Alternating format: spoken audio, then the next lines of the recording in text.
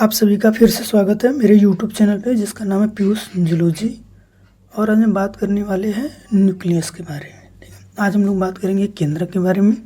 अगर हम बात करें केंद्रक की तो इसे हम लोग बोलते हैं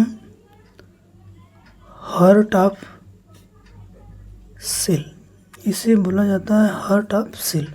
हम इसे कोशिका का हृदय बोलते हैं। अगली बात करें तो हम लोग न्यूक्लियस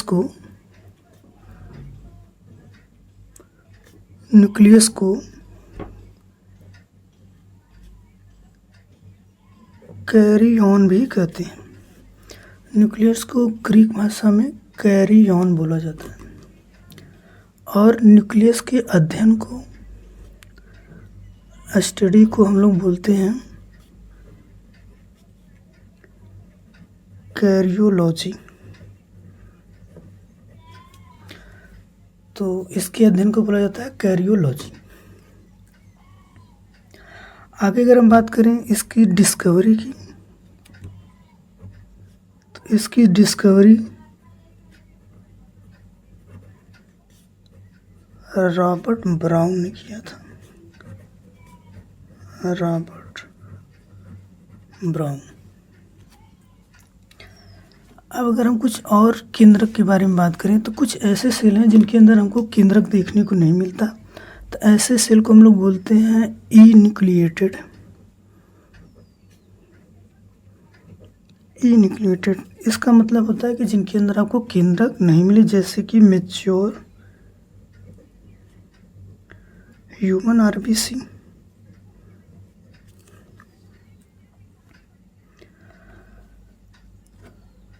अब अगर हम आगे देखिए तो जो न्यूक्लियस है उसमें हमको 4 मेजर कंपोनेंट देखने को मिलते हैं। न्यूक्लियस हैज़ बेसिकली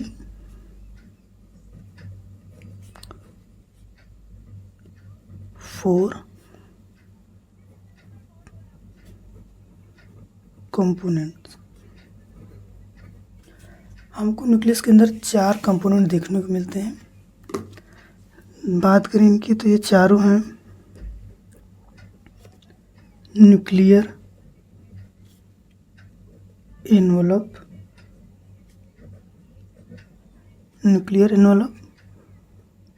उसके बाद है न्यूक्लियर मैट्रिक्स, उसके बाद है न्यूक्लियोलस और लास्ट में है क्रोमैटिन्स। अब अगर हम केंद्रक का स्ट्रक्चर देखें तो हमको जो केंद्रक है वो इस तरह से डबल मेम्ब्रेन के रूप में दिखाई देता है। ये जो बाहर की तरफ है इसे बोलते हैं आउटर मेम्ब्रेन।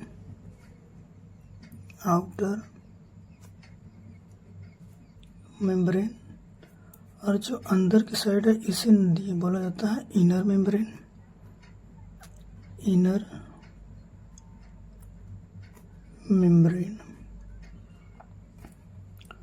आउटर मेम्ब्रेन और इनर मेम्ब्रेन। अब अगर हम देखें तो ये जो इनर में आउटर में दोनों मेम्ब्रेन हैं इनके बीच में हमको स्पेस मिलता है। इस स्पेस को हम लोग बोलते हैं न्यूक्लियर पोर। इसे नाम दिया जाता है न्यूक्लियर पोर का। इसके अलावा अगर हम देखें तो हमको इसके अंदर फ्लूइड जैसा स्ट्रक्चर दिखता है जिसे हम लोग बोलते हैं न्यूक्लियर मैट्रिक्स। इसे बोला जाता है न्यूक्लियर मैट्रिक्स। कहीं कहीं पे ये मैट्रिक्स जो होता है काफ़ी ज़्यादा कंडेंस होता है और इसे हम लोग नाम देते हैं न्यूक्लियोलस का। इसे नाम दिया जाता है न्यूक्लियोलस का। इसके अंदर हमको फाइबर लाइक स्ट्रक्चर देखने को मिलता है जिसे हम लोग नाम देते हैं क्रोमैटिन्स का। इसे नाम दिया जाता है क्रोमैटिन का। अगर हम इनर मेम्ब्रेन देखिए तो यहाँ पर हमको एक प्रोटीन देखने को मिलता है जो कि इसे मोरल सपोर्ट प्रोवाइड करता है। इसको हम लोग बोलते हैं न्यूक्लियर लैमिना। इसे बोला जाता है न्यूक्लियर लैमिना। आउटर मेम्ब्रेन और इनर मेम्ब्रेन के बीच में खाली स्थान होता है, इसे नाम दिया जाता है पेरी न्यूक्लियर स्पेस का। इसे लोग नाम देते हैं पेरी न्यूक्लियर स्पेस। आउटर और इनर दोनों मेम्ब्रेन मिलकर ये बनाते हैं न्यूक्लियर एनवलप। तो एक बार हम इसकी स्ट्रक्चर को और देखते हैं। प्लाज्मा में एक बार इसकी स्ट्रक्चर को फिर से देखते हैं। न्यूक्लियस होते हैं वो डबल मेम्ब्रेन होती हैं, जिसे में आउटर मेम्ब्रेन और इनर मेम्ब्रेन कहते हैं। दोनों मेम्ब्रेन के बीच में खाली स्थान होता है, इसे पेरी न्यूक्लियर स्पेस बोला जाता है। केंद्रक के मेम्ब्रेन जो होते हैं वो बीच बीच में डिसकंटिन्यू होते हैं, इनके बीच में हमको पोर मिलते हैं, जिसे न्यूक्लियर पोर बोला जाता है। इसके अंदर जो फ्लूइड नेचर होता है इसको हम लोग न्यूक्लियर मैट्रिक्स बोलते हैं या न्यूक्लियोप्लाज्म बोला जाता है। इनर मेम्ब्रेन की साइड मोरल सपोर्ट के लिए न्यूक्लियर लैमिला पाए जाते हैं और इसके अंदर फाइब्रस के रूप में, धागे के रूप में क्रोमेटिन पाए जाते हैं और एक डेंस एरिया होता है जिसको हम लोग न्यूक्लियस बोलते हैं, जिसको लोग न्यूक्लियोलस बोलते हैं। अब बारी बारी से हम इन सभी का कार्य देखते हैं कि ये क्या करते हैं। अभी हम लोगों ने केंद्रक का स्ट्रक्चर देखा, अब हम बात करते हैं उसके 4 कंपोनेंट के बारे में बारी बारी से। तो जिसमें सबसे पहले है न्यूक्लियर एनवलप। अब अगर हम बात करें न्यूक्लियर एनवलप के बारे में, तो ये consist of 2 membrane. Nuclear envelope में आपको 2 मेम्ब्रेन देखने को मिल जाएगा, जिसे हम लोग नाम देते हैं आउटर मेम्ब्रेन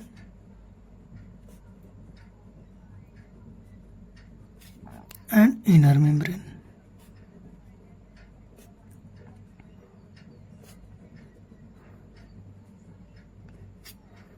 अब अगर हम बात करें आउटर मेम्ब्रेन की, तो आउटर मेम्ब्रेन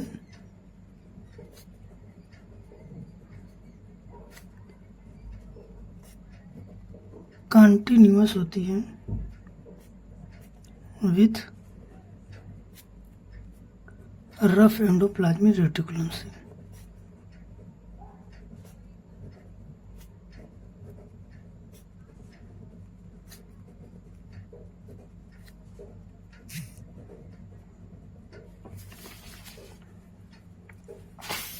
जो आउटर मेम्ब्रेन होती है वो कंटिन्यू होती है rough endoplasmic reticulum.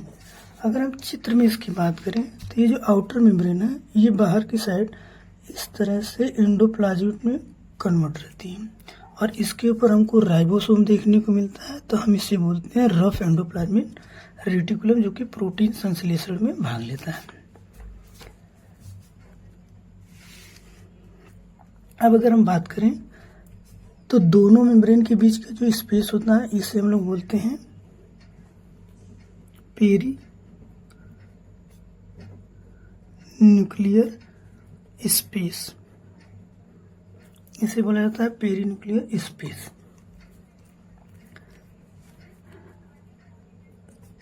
Nuclear envelope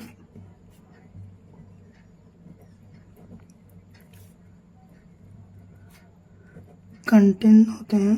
nuclear envelope आपके कैसे होते हैं, इनके अंदर हमको न्यूक्लियर पोर देखने को मिलते हैं।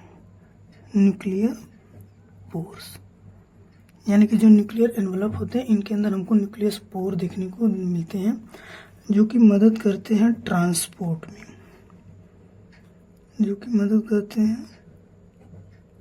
ट्रांसपोर्ट में। ट्रांसपोर्ट कैसा? साइटोप्लाज्मिक टू न्यूक्लियस या फिर न्यूक्लियस टू साइटोप्लाज्म। ये जो पोर होते हैं ये मदद करते हैं ट्रांसपोर्ट में, चीज़ों को या तो साइटोप्लाज्म से न्यूक्लियस की तरफ ले जाते हैं या न्यूक्लियस से साइटोप्लाज्म की तरफ। अगर हम एक मैमेलियन सेल की बात करें, मैमेलियन सेल की बात करें तो मैमेलियन सेल जो होते हैं उनमें लगभग हमको 3000 से 4000 पोर जो हैं वो देखने को मिलते हैं।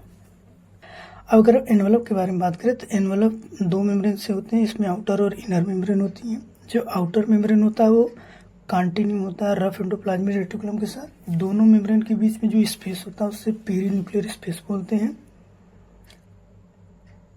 न्यूक्लियर एनवलप के बीच में पोर पाए जाते हैं जो कि ट्रांसपोर्ट में मदद करते हैं cytoplasmic to nucleus, nucleus to cytoplasmic. अगर एक मैमेलियन सेल की बात करें तो हमको इसमें 3000 से 4000 न्यूक्लियर पोर देखने को मिलते हैं। अब हम बात करते हैं न्यूक्लियर मैट्रिक्स के बारे में। तो जो न्यूक्लियर मैट्रिक्स होते हैं वो कंपोस्ट होते हैं, कंपोस्ट ऑफ 2 पार्ट्स।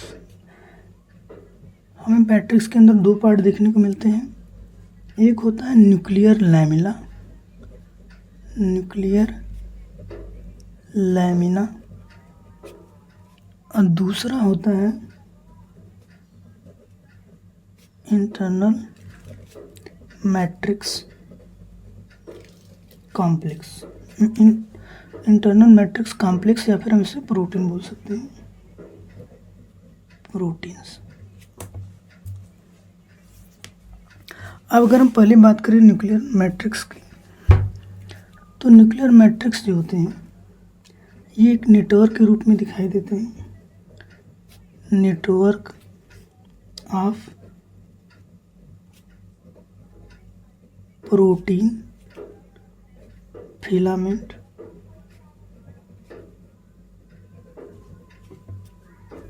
एक प्रोटीन फिलामेंट के नेटवर्क के रूप में हमको दिखाई देते हैं। और ये फ्रेमवर्क प्रोवाइड करते हैं, फ्रेमवर्क प्रोवाइड करते हैं। किसके लिए? ये फ्रेमवर्क प्रोवाइड करते हैं क्रोमेटिन के लिए। ये फ्रेमवर्क प्रोवाइड करते हैं क्रोमेटिन के लिए। अब अगर हम बात करें न्यूक्लियर लैमिना के बारे में, न्यूक्लियर लैमिना, तो न्यूक्लियर लैमिना जो है वो एक नेटवर्क है,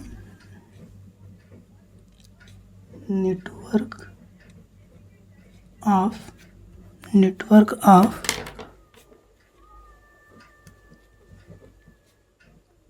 intermediated filaments present on inner membrane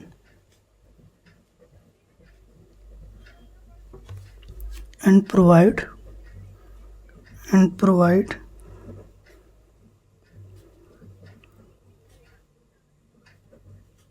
mechanical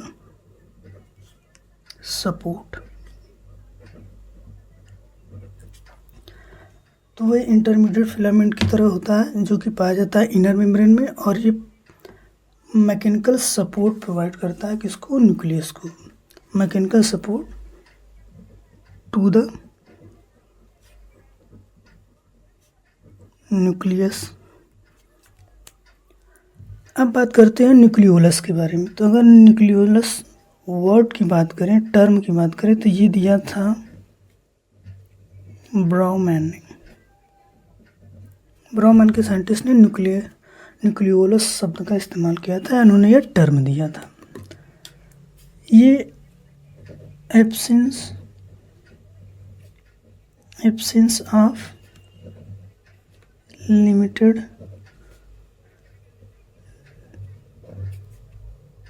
membrane. अगर हम न्यूक्लियोलस को देखें तो इसके चारों तरफ किसी प्रकार का कोई मेम्ब्रेन जो है वो नहीं पाया जाता। न्यूक्लियोलस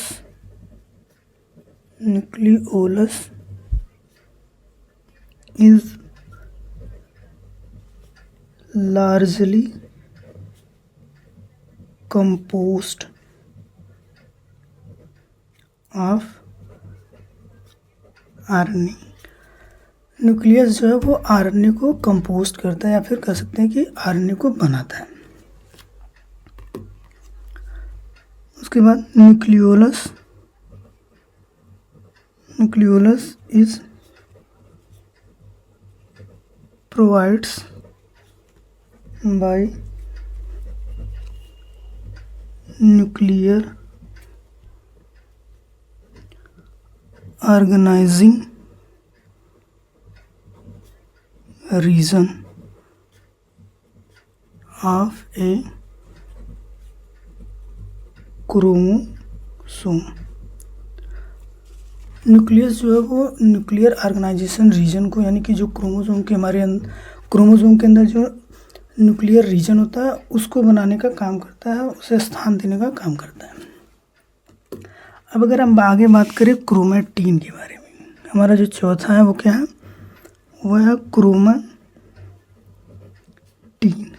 अगर हम क्रोमैटिन को देखें तो ये क्या है, ये एक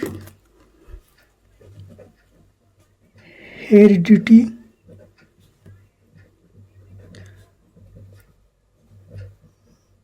मटेरियल के रूप में होता है। और क्रोमैटिन जो है वो हमको दो तरह के मिलते हैं। एक क्रोमैटिन जो होता है वो लूजली पैक्ड होता है, और एक क्रोमैटिन जो होता है वो डेंस मीन्स वो टाइटली पैक होता है। एक क्रोमैटिन जो होता है वो लूजली पैक है, और एक जो डेंस यानी कि टाइटली पैक है। जो लूजली पैक है उसे हम लोग बोलते हैं यू क्रोमैटिन, और जो टाइटली पैक है इसे हम लोग बोलते हैं हेटेरोक्रोमैटिन।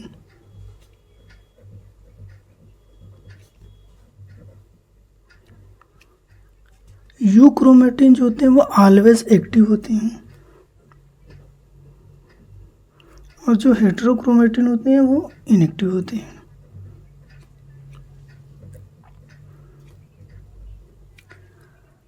इनको पैक करने के लिए एक प्रोटीन भाग लेता है, जिसे हम लोग हिस्टोन प्रोटीन बोलते हैं।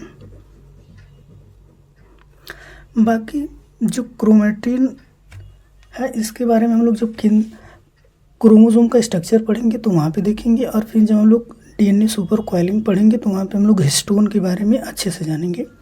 तो आज के लिए बस इतना ही, मिलते हैं नेक्स्ट वीडियो में। धन्यवाद।